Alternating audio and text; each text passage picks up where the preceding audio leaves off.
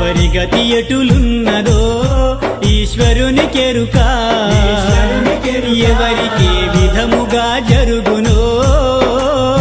పరమాత్మ కెరుక ఎవరి స్థితి ఎటులున్నదో